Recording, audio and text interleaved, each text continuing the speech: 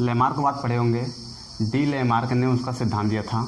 Actually इनका जो सिद्धांत था वो उत्परिवर्तन पे था। किस पे? उत्परिवर्तन पर था। इन्होंने ये बताया था कि जो जीव जितना ज़्यादा जिस अंग का उपयोग करता है वो अंग उतने ज़्यादा विकसित होता जाता है और उसके आने वाली पीढ़ी में वो अंग उतना ही विकसित रहता है।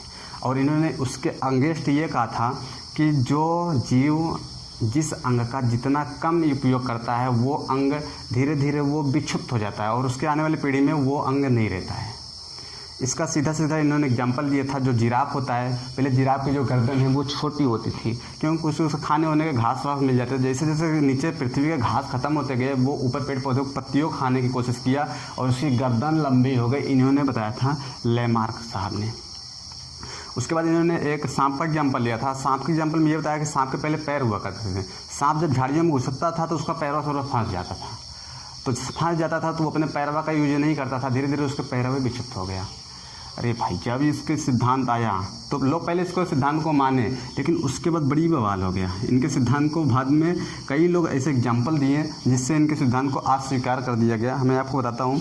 देखिए, जो पहलवान होता है वो मार कसरत करके इसे बॉडी बना लेता है। अब उसके कुछ अंग होते हैं जो मतलब बहुत विकसित हो गए हैं, तो इसका मतलब उसका जो लड़कवा पैदा होगा उसमें जो अंग इसके पहलवानों का विकसित हुआ है वो अंग विकसित होना चाहिए, लेकिन ऐसा नहीं होता है। वो नॉर्मली पैदा होता है बच्चा।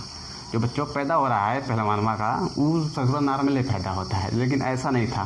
तो पहली गलती थी। और इन्होंने जो देखो हिंदू समाज होता है उसमें कान नाक छेदने की प्रथा होती है, तो इसका मतलब कि जो आने वाली जनरेशन है उस महिला का उसमें भी कान नाक छेदा होना चाहिए, लेकिन ऐसे भी नहीं था। हो गया।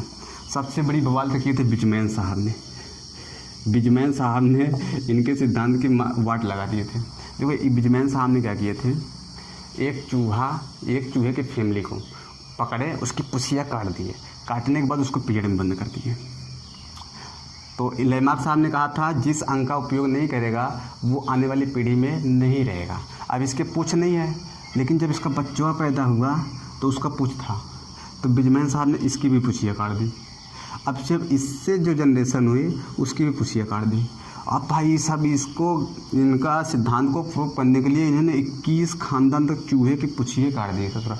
और कोई किसी भी पीढ़ी में ऐसा नहीं था कि बिना पूँछ वाला चूहा पैदा हो जाए।